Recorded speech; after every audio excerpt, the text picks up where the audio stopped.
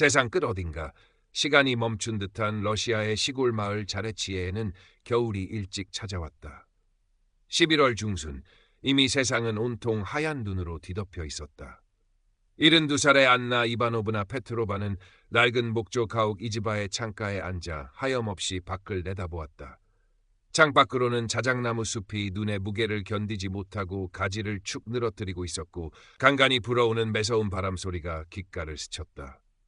그녀의 시선은 3년 전 세상을 떠난 남편 이반의 빛바랜 사진에 머물렀다. 사진 속 이반은 여전히 젊고 건강한 모습으로 안나를 향해 웃고 있었다. 그 미소를 볼 때마다 안나의 가슴 한구석이 시큰하게 아려왔다. 남편이 떠난 후 그녀의 삶은 흑백 영화처럼 단조롭고 외로웠다. 벽에 걸린 낡은 개종시계의 째깍거리는 소리만이 집안의 유일한 소리인 듯했다. 할머니, 이제 세상과도 좀 소통하셔야죠.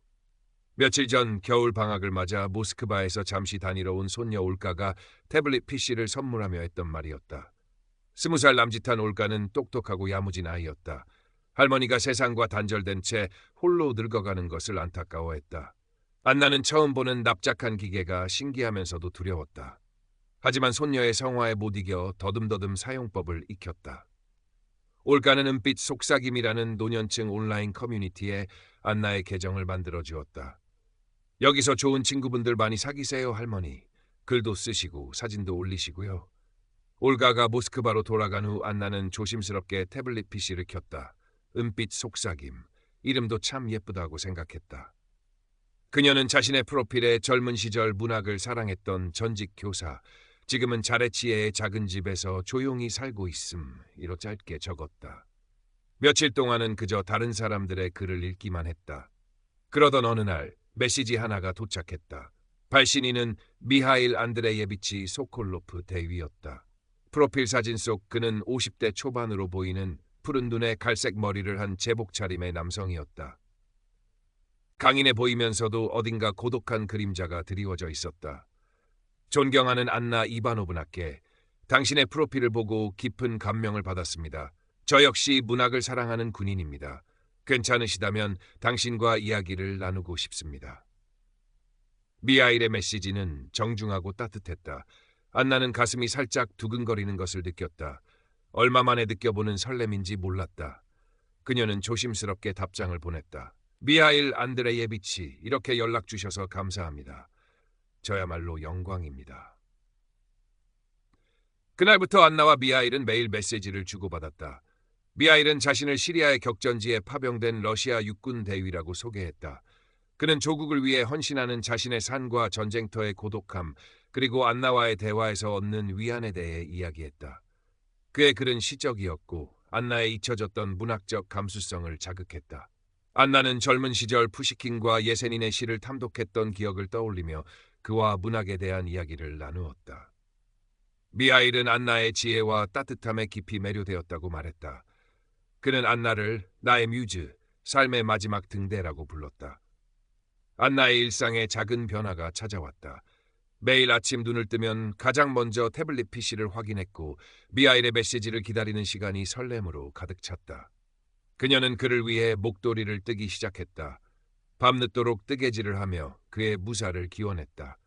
때로는 미하일이 어둡고 흔들리는 화면 속에서 짧게나마 제복 입은 모습을 보여주며 영상 통화를 걸어왔다. 화면 속 그의 얼굴은 잘 보이지 않았지만 안나는 그의 목소리만으로도 행복했다. 그는 위험한 곳에 있어서 통신 상태가 좋지 않다고 설명했고 안나는 그 말을 의심 없이 믿었다. 어느덧 한 달이 지났다. 미하일과의 관계는 안나에게 삶의 전부가 되어가고 있었다. 그러던 어느 날 미하일로부터 다급한 내용의 메시지가 도착했다. 사랑하는 안나, 급히 당신의 도움이 필요합니다. 작전 중 제 동료가 심하게 부상을 당했는데 군 병원의 열악한 환경과 복잡한 절차 때문에 제대로 된 치료를 받지 못하고 있습니다. 이곳 의사들은 민간 병원으로 옮겨 긴급 수술을 받아야 한다고 하는데 그러려면 상당한 비용이 필요합니다. 군에서는 지원이 어렵다고 합니다. 당신만이 저를 이해하고 도와줄 수 있는 유일한 사람입니다. 제발 제 동료를 살릴 수 있도록 도와주십시오. 안나는 가슴이 철렁 내려앉았다. 사람의 목숨이 걸린 일이었다. 하지만 그녀에게 그런 큰 돈이 있을 리 없었다. 평생 교사로 일하며 아껴 모은 돈은 얼마 되지 않았고 그나마 남편이 남긴 약간의 유산이 전부였다. 그녀는 망설였다. 미하일, 저에게는 그렇게 큰 돈이 없어요. 어쩌면 좋죠? 안나, 당신의 마음만이라도 고맙습니다. 하지만 시간이 없습니다. 조금이라도 괜찮으니 제발 도와주십시오. 제가 반드시 갚겠습니다. 당신의 따뜻한 마음을 믿습니다. 미하일의 간절한 목소리가 귓가에 맴돌았다. 안나는 밤새 고민했다. 결국 그녀는 남편이 남긴 돈의 일부를 꺼내기로 결심했다. 다음 날 아침, 안나는 미하일이 알려준 안전한 중개인이라는 사람의 해외 계좌로 돈을 송금했다. 손이 떨렸다. 평생 누구에게 돈을 빌리거나 빌려준 적이 없었던 그녀였다. 돈을 보냈다는 메시지를 받은 미하일은 거의 울먹이는 목소리로 감사 인사를 전해왔다. 안나, 당신은 제 동료의 생명의 은인입니다. 당신은 진정한 천사입니다. 제가 반드시 돌아가 이 은혜를 갚겠습니다. 당신을 존경하고 사랑합니다. 안나는 그제야 마음이 놓였다. 좋은 일을 했다는 생각에 뿌듯했다. 미하일의 사랑 고백은 그녀의 늙은 가슴을 다시 한번 뛰게 만들었다. 그 후로도 미하일의 긴급한 상황은 계속되었다. 안나, 적의 공격으로 중요한 군사 통신 장비가 파괴되었습니다. 이를 대체하지 않으면 우리 부대 전체가 위험에 처하게 됩니다. 군 보급을 기다릴 시간이 없습니다. 당신의 도움이 절실합니다. 사랑하는 나의 뮤즈, 현재 주둔하고 있는 지역이 너무 위험해져서 안전한 곳으로 부대를 이동해야 합니다. 하지만 이를 위한 비자금이 부족합니다. 당신의 도움이 있다면 우리 모두가 살 수 있습니다. 드디어 제대 허가가 나올 것 같습니다. 안나, 당신에게 가기 위한 비행기 표와 초기 정착 자금이 필요합니다. 조금만 더 도와주신다면 우리는 곧 함께할 수 있습니다. 안나는 미하일의 말을 의심하지 않았다. 그가 처한 위험한 상황과 조국을 위한 헌신, 그리고 자신에 대한 절절한 사랑을 믿었다. 그녀는 남편이 남긴 유산을 모두 사용했고 심지어 자신이 살고 있는 이지바를 담보로 은행에서 대출까지 받았다. 젊은 시절부터 아끼고 아꼈던 금부치들도 모두 팔아치웠다. 그녀의 통장은 바닥을 드러냈고 식탁에는 감자와 양배추 수프만 오르는 날이 늘어갔다. 혹독한 겨울 추위에도 난방을 제대로 하지 못해 밤에는 추위에 떨어야 했다. 이웃집 할머니 예카테리나 파블로브나는 안나의 변화를 가장 먼저 눈치챘다. 예카테리나는 수다스럽고 오지랖이 넓었지만 안나를 걱정하는 마음은 진심이었다. 안나, 요즘 안색이 너무 안 좋아. 통외출도 안 하고 무슨 일 있는 거야? 혹시 돈 문제라도 생겼어? 안나는 애써 웃으며 아니에요, 예카리나. 그냥 좀 피곤해서 그래요. 곧 좋은 일이 있을 거예요 라고 둘러댔다. 하지만 그녀의 불안한 눈빛은 감출 수 없었다. 다시 겨울방학이 되어 올가가 자레치에를 찾았다. 할머니의 초췌한 모습과 텅 빈 찬장에 올가는 큰 충격을 받았다. 할머니가 평생 아끼던 금반지마저 사라진 것을 보고는 더 이상 참을 수 없었다.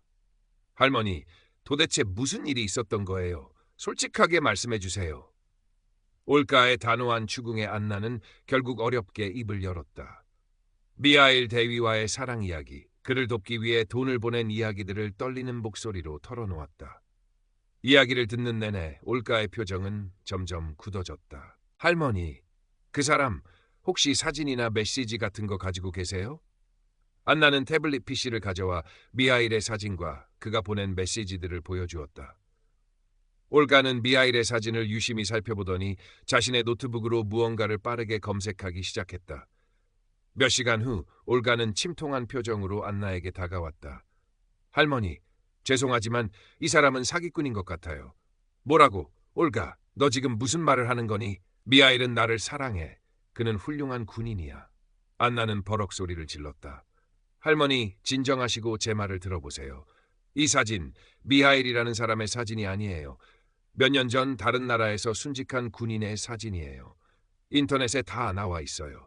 그리고 그 사람이 할머니에게 돈을 요구했던 방식들, 군사 장비 구입, 부대 이동 자금, 제대 후 비행기표. 이거 전부 다 로맨스 스캠 사기꾼들이 쓰는 전형적인 수법이에요. 할머니 말고도 많은 사람들이 이런 식으로 당했어요. 올가는 자신이 찾은 자료들을 안나에게 보여주었다. 비슷한 수법의 사기 사례들, 도용된 군인 사진들, 피해자들의 절규, 안나는 눈앞의 증거들을 믿을 수 없었다. 아니, 믿고 싶지 않았다.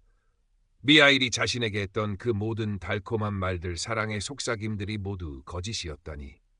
그럴 리 없었다. 아니야, 이건 다 거짓말이야. 너는 아무것도 몰라. 미하일은 나를 진심으로 사랑한다고 했어. 그는 나를 구원해 줄 거라고 했단 말이야. 안나는 울부짖으며 올가를 밀쳐냈다. 올가의 눈에도 눈물이 그렁그렁 맺혔다.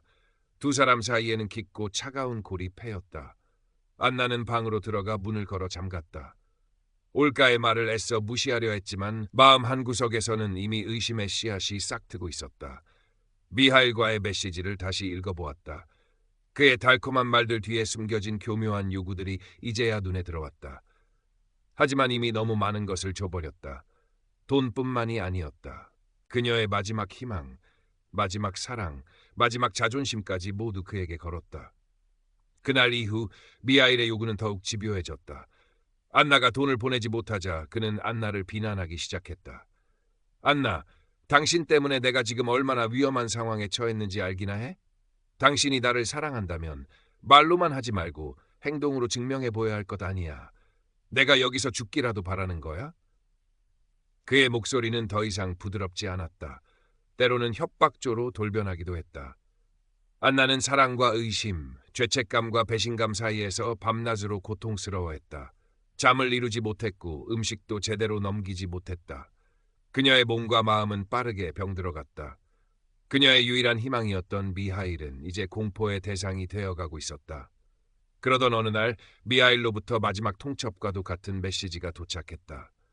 안나, 이것이 정말 마지막 기회요. 극비 임무를 완수하고 당신에게 갈 수 있는 유일한 길인데 결정적인 자금이 부족하오. 이번에도 당신이 나를 돕지 않는다면 나는 모든 것을 잃고 이곳에서 죽음을 맞이할 수밖에 없소.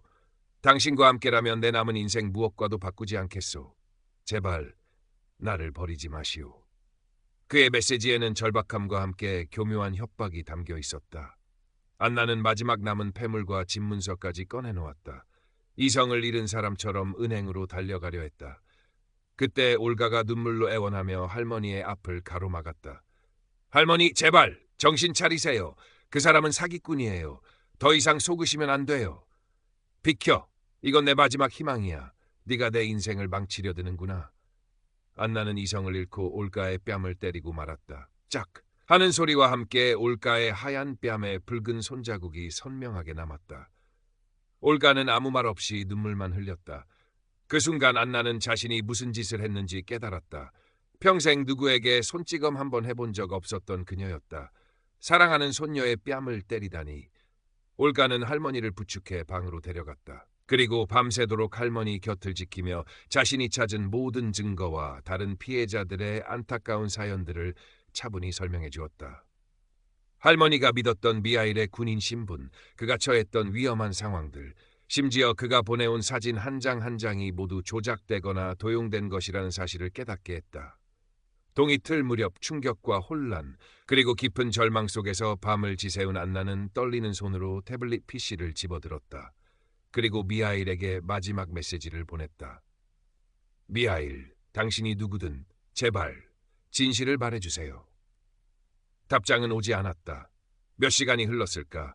안나가 초조하게 화면만 바라보고 있을 때 갑자기 미하일의 프로필 사진과 대화창이 흔적도 없이 사라졌다.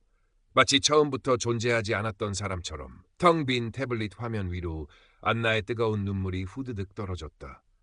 그녀가 밤새 정성껏 떴던 미하일에게 보내려 했던 목도리가 힘없이 바닥으로 떨어져 내렸다. 안나는 그 자리에 주저앉아 아이처럼 목 놓아 울었다.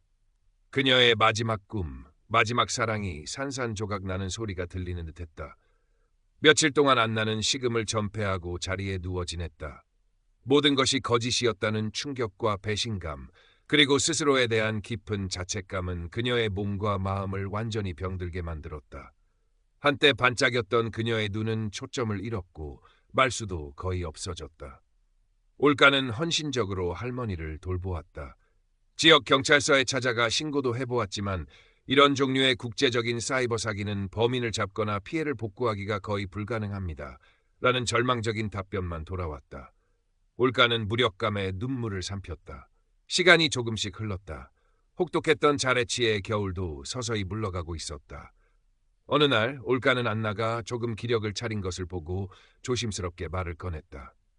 할머니, 이건 할머니 잘못이 아니에요. 할머니는 그저 사랑을 했을 뿐이에요. 나쁜 건 그 사람이지 할머니가 아니에요. 올가의 따뜻한 위로에 안나의 굳게 닫혔던 마음이 조금씩 열리는 듯했다. 올가는 안나의 동의를 얻어 할머니의 사연을 조금 각색하여 은빛 속삭임 커뮤니티에 익명의 글로 올렸다. 어느 시골 할머니의 슬픈 사랑 이야기라는 제목이었다. 글에는 할머니가 겪었던 일들과 그로 인해 받은 상처, 그리고 로맨스 스캠의 위험성에 대한 경고가 담겨 있었다. 얼마 후 안나의 글에는 수많은 댓글과 응원의 메시지가 달리기 시작했다. 저도 비슷한 경험이 있어요. 용기를 내어 이야기해 주셔서 감사합니다. 할머니, 힘내세요. 당신은 혼자가 아니에요. 이런 나쁜 사기꾼들은 꼭 벌을 받아야 합니다. 안나는 올가가 읽어주는 댓글들을 들으며 조용히 눈물을 흘렸다. 자신과 같은 아픔을 가진 사람들이 있다는 사실, 그리고 자신의 이야기가 누군가에게 작은 경고가 될 수 있다는 사실에 묘한 위안을 느꼈다. 자레치에도 마침내 따스한 봄볕이 내리쬐기 시작했다. 마당 구석의 자작나무에도 연두빛 새순이 돋아나고 있었다. 안나는 올가의 부축을 받으며 오랜만에 텃밭으로 나섰다. 겨울 동안 황량했던 텃밭의 잡초가 무성했다. 안나는 떨리는 손으로 잡초를 뽑고 올가가 가져온 작은 꽃씨를 뿌렸다. 흙냄새가 코끝을 간지럽혔다. 여전히 마음의 상처는 깊었지만 흙을 만지는 그녀의 얼굴에는 아주 희미하게나마 생기가 감돌았다. 가끔 안나는 은빛 속삭임에 접속하여 다른 이들의 글에 짧은 위로의 댓글을 남기기도 했다. 그녀의 댓글은 따뜻했고 진심이 담겨 있었다. 자신의 아픔을 통해 타인의 아픔을 더 깊이 이해하게 된 것이었다. 어느 맑은 봄날 오후 안나는 창가에 앉아 있었다. 햇살이 그녀의 은빛 머리카락 위로 부서져 내렸다. 그녀의 손에는 한때 미하일을 위해 떴던 이제는 풀어진 털실 뭉치가 들려 있었다. 그녀는 그 털실로 올가가 선물한 작은 아기 인형에게